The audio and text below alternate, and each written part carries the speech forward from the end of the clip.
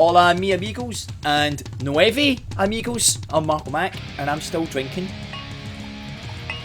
19 Crimes because it's my favourite wine. Totally understandable. And I am Jordan Barnes, the one and only, and I am drinking vodka soda in my Tamarack Golf Tournament glass. Because Nice. That's how I roll. It's funny you say that because on today's graphic it says you still suck at predictions, but you have drove a golf cart before. I was assuming you've driven a golf cart before, and you're still. I've driven a golf cart this week. Boom! There you go, and you're still undefeated at Golden Tee. Just as a quick introduction for people that are new, because we've had a lot of new viewers. These things at the bottom, they're just a replication of the AEW graphics, and they keep a track of who has the most predictions correct every week. So somehow, I've had a 3-week winning streak. I think Jordan's just been nice to me, but we'll see. I think he's due to kick my ass. Yeah, I still have to take a punishment for you. He's still got, yeah. I've picked Darby to win the TNT Championship. He's obviously not. So there's a forfeit coming my way. So we do reviews and we do previews of AEW Dynamite, and I occasionally do some stupid funny videos like the Sammy Guevara Simpsons parody that I did. And we do AEW Fans at Sea, because that's how we met AEW Fans at Sea when we were on the Chris Jericho cruise.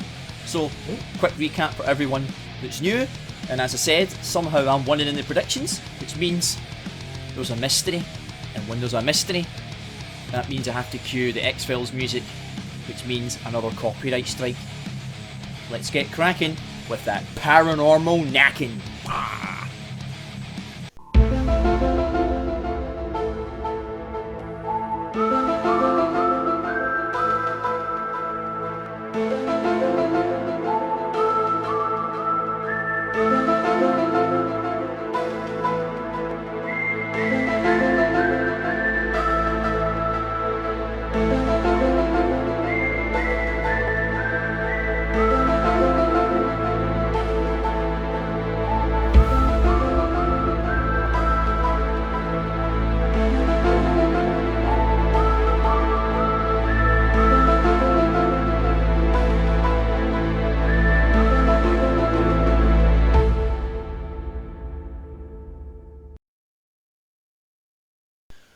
Right, so I'm Mulder, he's Scully, or maybe I'm Scully because I'm the one with the red hair. He's Mulder, I'm Scully. I don't know, isn't it? Yeah.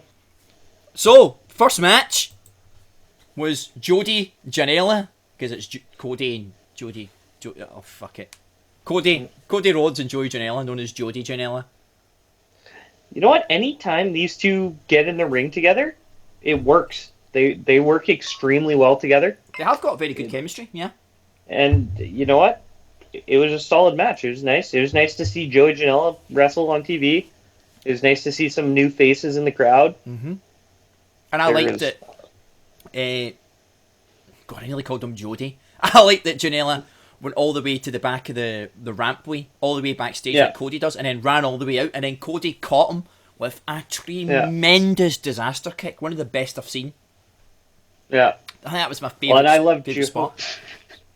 Well, and I love Joey Janela's Instagram buddy that was there. Yeah. Leroy. Dude, who is that guy? Like, I watch him doing live streaming, and this guy always pops up. Leroy, I think his name is. I'm like... Yeah, I don't know if it's a work or if it's just legit, or like, but it's hilarious. The guy's hilarious. He looks like that detective in every cop show and movie when it's just his last day on the job and something goes wrong. It's his last day on the Glover, job. I'm too old for this shit. I'm too old for this shit. Oh man, yep. I need to go and dig that out now. Yep, brilliant, mate. That's brilliant. So yeah, I enjoyed that match. And we had the return of Maxwell Jacob Friedman, MJF.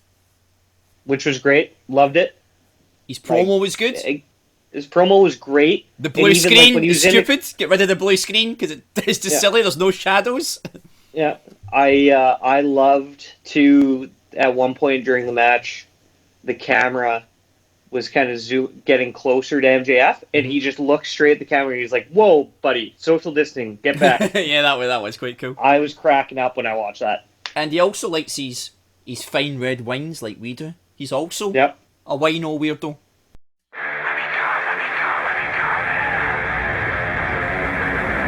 Let me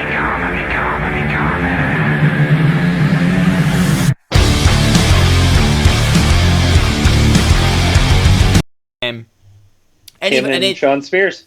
And as you said, the chemistry with Sean Spears was brilliant, where they were bumming each other up, but they were also putting each other down at the same time.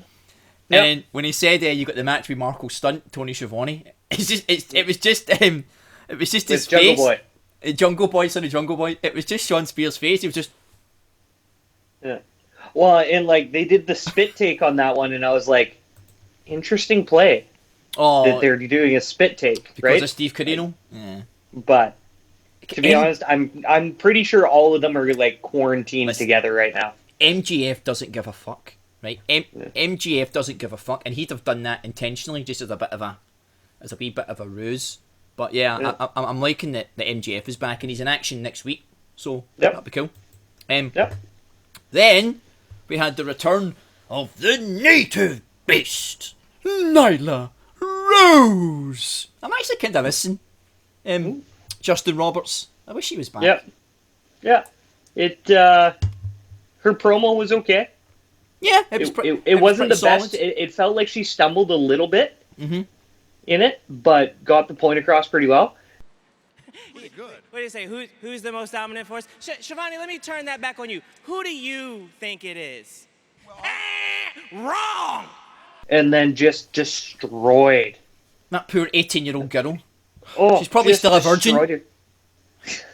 I'm telling you, Jason Voorhees would have had her number, man. He's like, hey, she ain't had sex yet. He likes to go after the prepubescence. Who are you?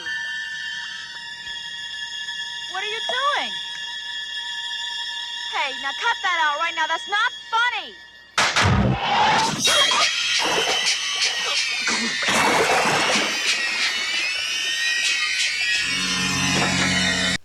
Wow, I just managed to say prepubescent. Nyla Rose murdered her. That might be hitting the floor. Yeah, hitting the floor. I'm always hitting the floor. Yeah, she killed her. She fucking killed her. I mean, she powerbombed her. And then she powerbombed her again. And she gave her the beast bomb. I was like... Yep. Done. If I could fantasy book right now, I would take Nyla Rose and I'd put her in the ring with, what's her chops? Fuck. Mrs. Botchamania for WWE. Tamina? No, Nia the other Jax? one. Nia Jax. I forgot her name. I'd put her to be Nia Jax and watch Nyla Rose just absolutely kick her proverbial CUNT right in. But anyway, that's a digression. But yeah, what I thought was funny is they're cutting to the girls at ringside because they did a nice package building up the history and what's been going on with the women's title, which was good. I enjoyed that. I thought that was great. And then you've just got them all like, she does like this. Acting like all angry. And then you've got Chris Statlander, like the homeless man who's just shouting at the moon. Oh, she's like, oh, and it just seems so contrived. I was like, see if you're that annoyed, get in the ring and fucking do something about it. But the best part, this was even better than Sean Spears' face, is they cut to Britt Baker and she's just like, just does this like eye roll. Yes! Britt Baker right now is by far the best character in the women's division. She's the best character, she really is. She's just and like hitting I people don't with like saying that shoes. when, like, because I love Nyla. Nyla's great, but just unfortunately, Nyla hasn't been on TV in a while, And it's damaged. and that's just made Britt Baker's star shine even brighter. She's really, really stood out. She carried the women's division. Her and Sheeta carried the women's division for the last 6 weeks. And we'll get to Britt Baker in a little bit of a second, but then we had, well, actually coming up now, actually, because we had QT Marshall versus the Murder Hawk, Lance Archer. Just killed him. Literally murdered him. Killed him. And Lance did the usual. He battered some guy at ringside that wasn't Pineapple Pete. We'll get to Pineapple Pete later as well, but he just murdered some guy at random. And he's in the ring. He absolutely brutalised QT Marshall. But that's what you had to do. Had to. You had to do that, and I liked the use of Brandy in the match. I thought she wasn't overbearing. I liked it when Britt Baker walloped him with a shoe, and then Brandy took the shoe and she launches it into the crowd. Yeah. But it was all... I don't quite understand why that was, like why that happened originally. Why she happened with the shoe? Yeah, like why Britt Baker hit her with the shoe. She's been hitting people, all the baby faces with shoes for weeks. Yeah, I guess, but it just like in my head storyline wise, especially because they had that promo about Brandy before, about how she's the chief branding officer of the company, blah blah blah blah, and I go, okay, so they're making her seem like an authoritative figure a little bit. Yeah. And then one of the wrestlers just attacks her at ringside. Well, that was a promo really. When she was saying, Jake Roberts, keep my name out of your dirty old man mouth. I'm Brandy Rhodes. I am the Chief Brand Officer of All Elite Wrestling. And from now on, you will keep my name out of your dirty old mouth. You know, calling me fucking Monica Lewinsky, calling me, Samson's Delilah and all that. She's like, no, keep my name out of your mouth. But going back to Britt Baker, the reason she was there with the shoe is because we had to set up the jump at the end. Britt Baker comes in. Yeah, for sure. Pretty good DDT, by the way. And Great DDT. Old nod to Jake the Snake as well. So hits her with the DDT, puts her out, rolls her in the ring, and then, I'm watching this going, all the lefties out there, all the snowflakes are going to be hitting the roof. They're going to be hitting the roof, all the WWE snowflakes that can't handle anything slightly controversial, but they always want the Attitude Era back, and in the moment they get a little snip of it, they shit their pants, and they start virtue signalling and all the rest, and acquiescing. But Jake got the snake, she's out for the count, and she's just letting this snake crawl all over her. I mean, it was right between her tatty Bojangles. It was down at Fangita Town as well. It was all over the place, this snake. Yeah, it was great to see. Mm-hmm. And like, I'm not upset that they showed it. Like, I'm not saying that. But I don't like snakes, personally. Like, snakes scare the shit out of me. Oh, do you? I love so snakes. I just genuinely was uncomfortable watching that. That's but that's the point. Yep, that's the point. And I get that. So it's like, okay. And can I just say as well, just another quick note. Look, I think he may have accidentally stood on the snake's tail. Like, but it was slightly, I mean, I think people need to go over that. It's a huge ass snake that could, if it wanted to, it could kill you, because it can just constrict and it would kill you. So, and you all know Jake actually doesn't like snakes. He's scared of snakes, which is the irony of the whole thing. But it was a small accident. And he didn't have it in a bag. The snake was out. So sometimes when it's in the bag, it's in darkness, and then it comes out. The snake's in the light, and it could probably be a little bit like aggressive and just annoyed. Like, whoa, what's going on? So the snake was out and in the light, so it wasn't like all shocked and alarmed, and it looked pretty. It looked okay. It looked like it looked just really, really calm. It just like calm. it was like it never really opened its mouth. Like no. That's usually a sign of aggression in them a little bit. So it's it was good. I was uncomfortable because I don't like snakes, and Brandy did a fantastic job of not moving and just letting it happen. It was. Now when you talk about selling, right? Selling is like selling a move. Whoa, but to not move and sell is something else. That's like Undertaker levels of just being dead, plain dead. But remember what she said? She said afterwards. She said on Twitter. She said, "Really, Jake, you know I'm not afraid of snakes." And I thought, that's right. When she was doing the Nightmare Collective, she had snakes all wrapped around her and all that. Yeah. And I now like what's going on here, because Brandy's like, I'm not afraid of snakes, and Jake is the snake. So I think they could do something there where maybe Brandy gets revenge on Jake with her own snakes. I know that sounds crazy. See if this was WCW or early 90s WWE and Vince Russo was kicking about, we'd have a snake pit match. We'd have a snake on a pole match. Snake on a pole match? But a snake pit match? Just have the snake in a bag suspended above the ring. But I think just make it a ladder match, but it's a snake ladder. Snakes and ladders. Hey, snakes and ladders, yes! Get that booked. Oh my god. Dude. Come on, AEW, if you don't do that, you are missing the boat. I'll get the tweet out. Please remind me to do that. Snakes and ladders, right? The next pay-per-view. What was I going to say there? Yeah, so, and I think the thing that most people got uncomfortable with was when Jake got on top of her and he was basically dry humping her. But people... But he wasn't, he was just, he did a really good job of actually not physically touching her. He gave a thrust. That's all. He gave a thrust. But they agreed to this. They would have agreed to it in advance, and I think it's set. And it was good that JR explained, although he kind of got lost a little bit, but it's not his fault. He had to explain quickly that Cody Rhodes can't get out because they're so far away backstage. Yeah. You have to get on a golf cart, which we'll come to later. Don't thank me. Thank the golf cart. Which was a good nod explanation that linked in, a little bit of seeds being planted. You have to get on the golf cart to go all the way to the changing rooms, and if Cody's in the shower, he's not going to see the TV and all the rest of it, so... Yeah. Yeah. But, yeah. Loved it. Just one of my favourite segments. It's just, you can't tell me Cody's not in his gear the entire time, just in gorilla position. Oh, yeah, of course he is, but... But they're trying to explain it, which makes sense. I get it. But it's just, in all reality, and I just go, no, he's literally right there. And again, just a quick shout out to Britt Baker. She was good in this match. We liked her with the shoe. We liked her facial expressions throughout the show. We liked the way she was getting involved and stuff. And as she continues to do good stuff, I'm going to shout her out. And her wrestling's getting better.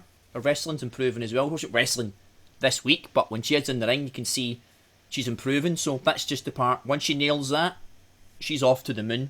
And she's already halfway there, as far as I'm concerned. Next, we had the title match. Well, it wasn't a title match, it was a non-title match. And it was Jon Moxley versus Frankie Kazarian. Yeah, that's a good match. Yeah, I mean, you lost a point on this one because you went with the under. I think you said under 9 minutes. And I just had a feeling it was going to go over. And it did. And I think it went too long. I get what they're doing, because Jon Moxley said he's trying different styles. He's going to try different wrestling styles in the ring, which is fair, but I think it went too long, mate. I think it went too long. Yeah. I think Mox should have done him in 7 minutes tops. Yeah. And you know what? I thought they were almost trying to build off of this. Maybe he's meant to be a tag wrestler. Kazarian. Well, I was thinking Kazarian, they might be trying to get Scorpio Sky back in that picture, maybe, to take a run at the world title. Yeah. Because I think he could do it, and I thought that's what they were trying to build out of this match, maybe a little bit. But then they took a hard left that I didn't quite... I kind of called it. I did say, but I didn't expect it to happen in that way. But I should have. Yeah. That's a bit... I enjoyed the match. I did really enjoy it. Jon Moxley just looks good. I think he looks like a really good champion. But the match was basically, it was a good showcase for Moxley, because I think Moxley wanted extra time to try some different things, right? Because he's playing about with his style. Cass is well adjusted to just rolling with the punches. Maybe they were calling a lot on the fly in the ring, as opposed to planning out in advance. And it led in nicely to the beatdown from Brody Lee. We are one. All hail the Dark Order. Marco Mack and Jordan Burns. All hail to you. Much love to you. And Bubba and Jeans, bid you adieu. And number 10. I'm liking this number 10. Remember, he's a football player, and that's his number, is number 10. He's a football player. Yeah. I like the rest of the minions there. The Gimps, or whatever you want to call them. Yeah. That they were wearing black pants and a black button-up shirt. Yeah. I just think that's a cooler look. Smarter look, because he's trying to smarten them up. Yeah. And Brody Lee, Brody Lee great was good. Promo. He did his clothesline, got his clothesline in. Yep. Beating down he cut a good promo. I loved when he said, you don't even know what you are. Are you an actor? Are you an MMA guy? Are you a wrestler? Are you... And he said something else, all these different things. Like, what are you supposed to be, Moxley? And I like that. I don't know who you are. I don't know what you are. I don't know if you're an actor. I don't know if you're a movie star now, an MMA fighter, a rebel. I don't know what you are. And then just the point where Moxley just grabs a microphone and he's like, all you had to do was ask. Dude. All you had to do was ask. And then he's laughing. Yeah. And then the beatdown continues. Yeah. Wow. Well, a challenge has been laid down for the world. Oh! You know what? Like, was like a small piece of that when Brody Lee threw the mic down. Mm-hmm. It went perfect. Yeah. Like it was just sitting in a perfect spot. Mm-hmm. It was a small thing that luck probably had something to do with it, but that just it just sat right by Moxley's mouth. That's a happy coincidence, as we call it there. And I like the fact that Brody Lee has now stolen the title. So I think it was number 10. He went and got the title, and he's given it to Brody Lee. So if they're going with the storyline that Brody Lee has actually he's stolen the title. Yeah. So that's where they're going with that, which is okay. I mean, we've done stolen title angles before. Yeah. Let's just see how AEW handle it and how they do it. But what we can't have, because they may have booked themselves into a corner here, Jordan, because you've got John Moxley. He's an ex-WWE guy who took the belt off Jericho. He's an ex-WWE guy, and he's now fighting Brody Lee, the Exalted One. He's an ex-WWE guy. So they've booked themselves into a corner, because if Brody loses, he's going to look very weak. Well, he's not going to look weak, but he's going to look weaker. It's going to damage him in his Vince McMahon character. And then you've got Moxley. If Moxley loses, he's going to give the belt over already to Brody Lee. It's possible, but would you do that? Yeah, like if they did it, I would like to see them flip it back right away. It would have to be almost like a Tuesday in Texas, right? Undertaker takes the belt off Hogan, and then 2 days later or whatever, he's lost it again. But even then, I don't want to. Once you start hot shotting the title, you devalue it. It would have to be something like all the minions come down, everyone's interfering, and it's just getting ridiculous. But I think what will happen is the Young Bucks will come back, and who else is missing? Hangman Page might come back, because they're building to this. But why are they I don't understand why they would be on Moxley's side. Because I thought the Dark Order were just running amok. No? Alright, maybe not. Yeah, maybe. I don't know. I feel that he's obviously got no friends, right? We're looking way too far into this, but I think it's probably going to be a no finish whenever it does. I think it'll be a no finish match. That's a consensus, That's right? how it's going to do. That saves simple. everybody. They haven't done it. I think we've only one DQ so far, so throw on another one. And I know it's going to be like, what, you're going to do that at a major pay-per-view? That's a WWE thing to pull. We want a clear winner. But I think they'll book it in such a way as it won't be that bad. And you know what? Even with all the wrestling they've done, any of the big matches, winner or loser, no one's looked bad. No. Like Jake Hager doesn't look bad because he lost to Moxley. Hell no, he doesn't. So I still think Brody Lee could lose to Moxley, and it wouldn't kill him. But there's going to be some shenanigans at play. Yeah, something's got to happen. Maybe there's a breakdown in the Dark Order, because Evil Uno and Grayson have been at the sideline. I haven't seen them, and Brody Lee's literally come in and taken over the whole faction. So it'll be interesting to see if maybe there's a wee turn in there somewhere. Who knows? Who knows what's going to play out? Yeah. But again, we've got our thoughts on it, so I'm now going to throw it down to Mince VcMahon to get his thoughts on it. He's one of our colleagues, Vince McMahon. Mince VcMahon. Damn, it's hard to even say that. That was some good shit. Ha ha ha. Hey, Linda, get my Viagra. Ha ha ha. Good shit. Oh boy. Now we're on to the main event of the evening. I don't know where to begin with this. Probably at the start. The street fight. Kenny Omega teaming up with Broken Matt Hardy of the Hardy Boys and Damascus, all rolled into one. And they were playing a plane. What is this fucking talking about kids here? And they were fighting Les Sex Gods, Le Champion, Chris Jericho, and Sammy Guevara. What's your hot take? Hot take? It was perfect. Like it was maybe the best street fight match I've ever seen.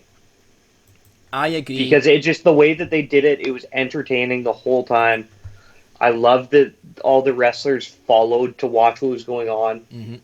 I was kind of laughing because there was just random people there too. And I know, like families and stuff. And obviously know the wrestlers. Well, and there's people in the crowd during the show too that you can see. I'm assuming they were just employees of some sort. They were like, "Hey, just go sit in the crowd." And stuff, yeah. Yeah. But yeah, that was good. That golf cart or buggy thing that they were using to transport, that bump Sammy took. Well, oh my goodness. Well, hang on a minute. Let's get to that. The first bump was Sammy getting splashed through the table.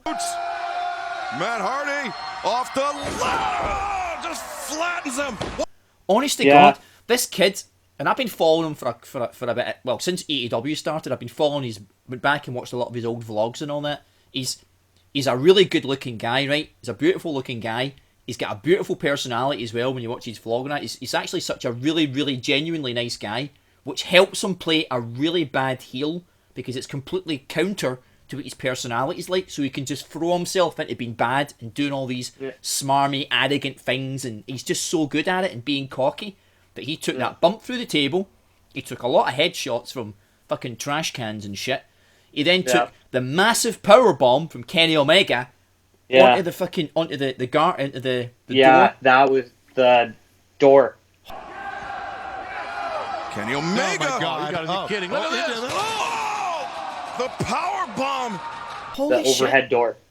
And then obviously he get literally ran over, like attempted vehicular homicide by Matt Hardy. Sammy's running like a scalded dog. Look at him! Oh my God! Sammy got ran over. Damascus. Like, that might be the best vehicle bump I've ever seen. It certainly in wrestling too.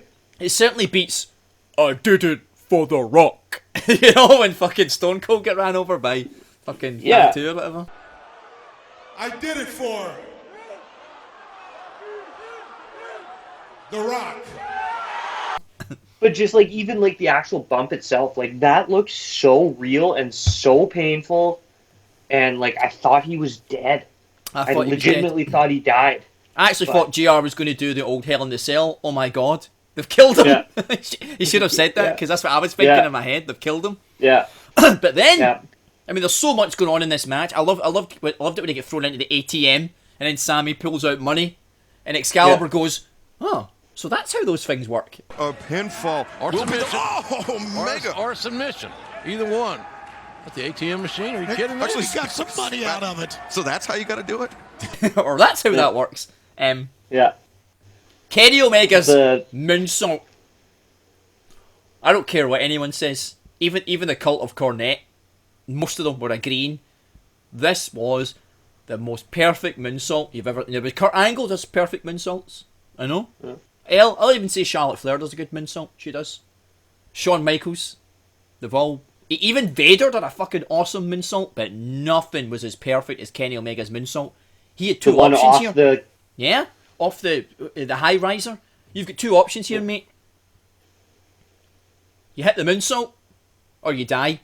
Or you're going to die, or you're going to kill someone else, because there was no room for error. And I watched this match back. I watched the whole show back 3 times. I enjoyed the show that much.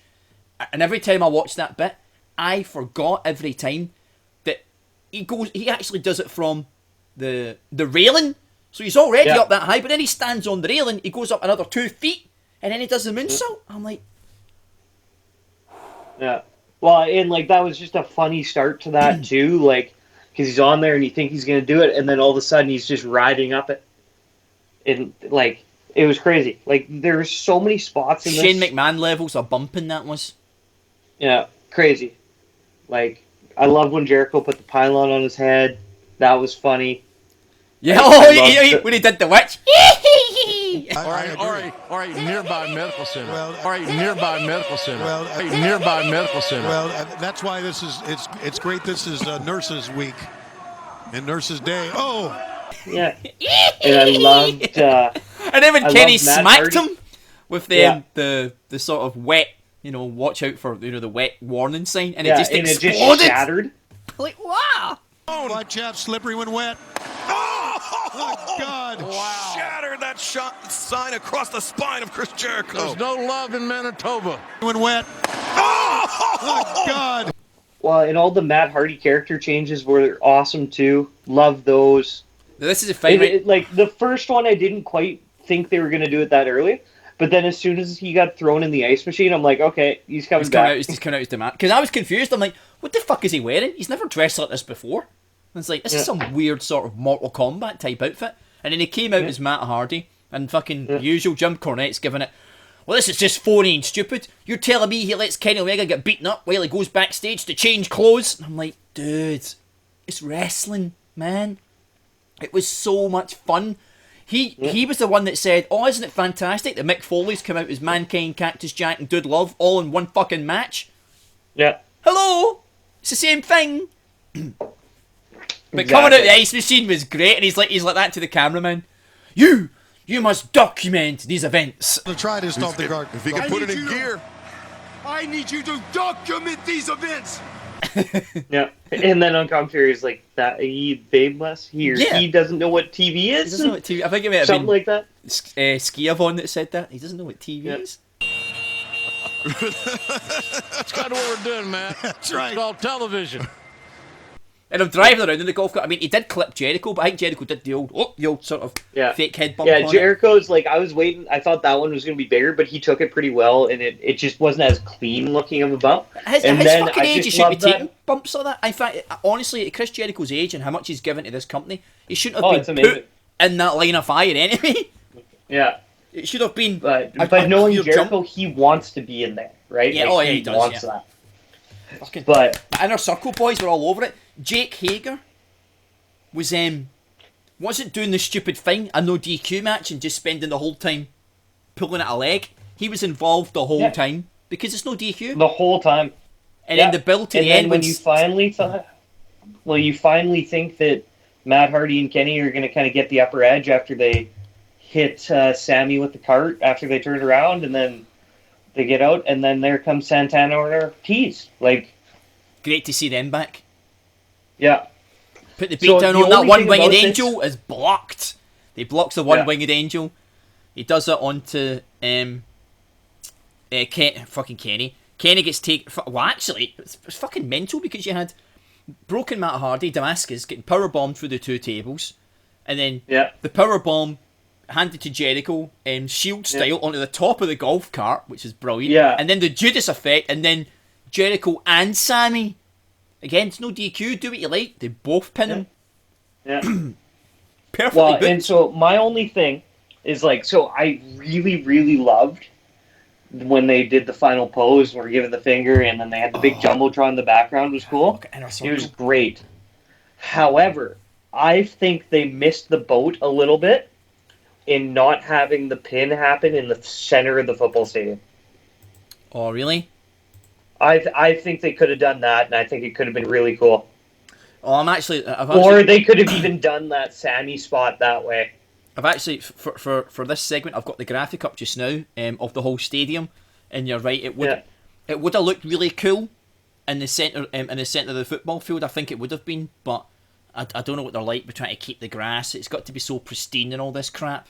And I think it might have been the camera shot might have been quite hard to get. With just getting the Inner Circle sign in, but again, it would have been pretty cool to see that.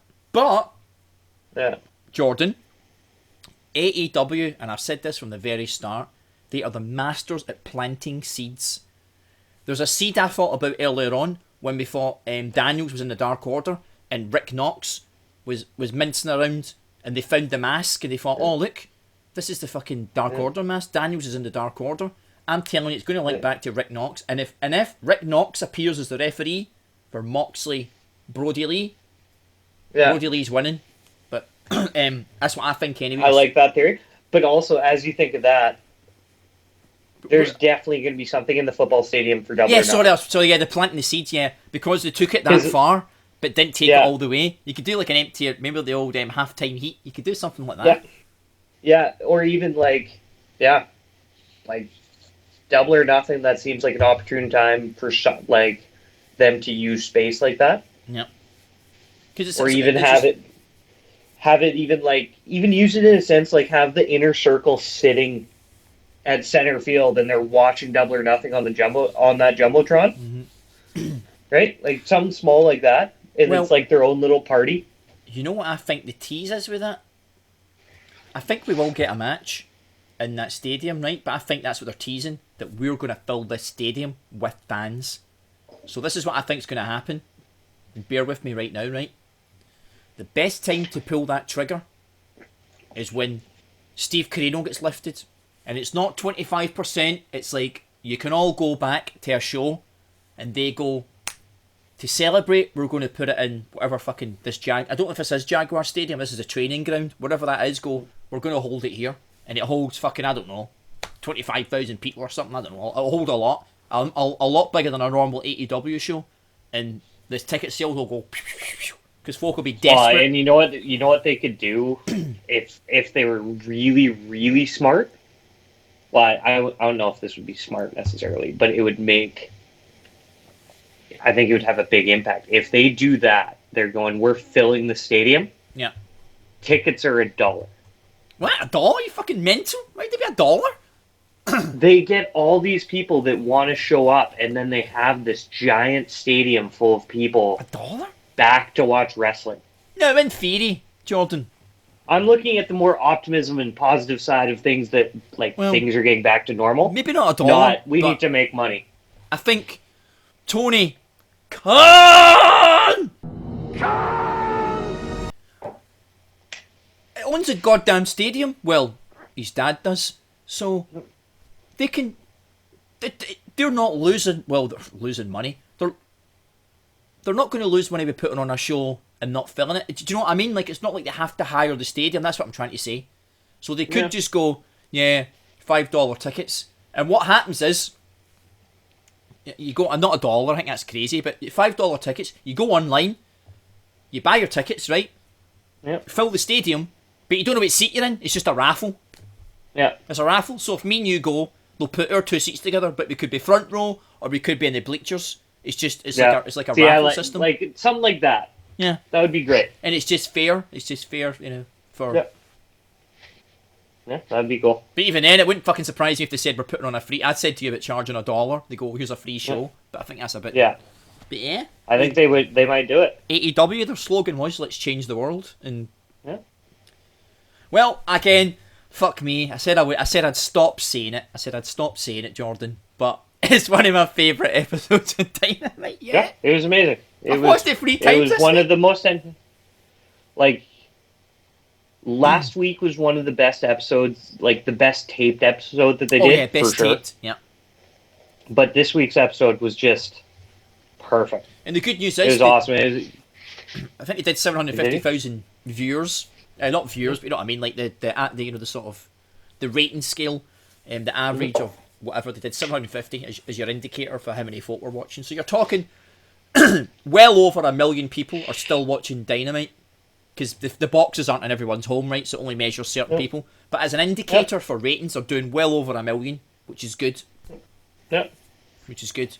And it's good to see them. And that's our first live show back, so bring it on, man. Bring on next week. Yeah, exactly. I'm pumped. I'm very excited to see what they do. So yeah, that's it. That's our Dynamite review. And we're so glad. We hope you lasted to the end. If you didn't, then you wouldn't see this anyway. So fuck you. Fuck you. But if you did, thanks very much.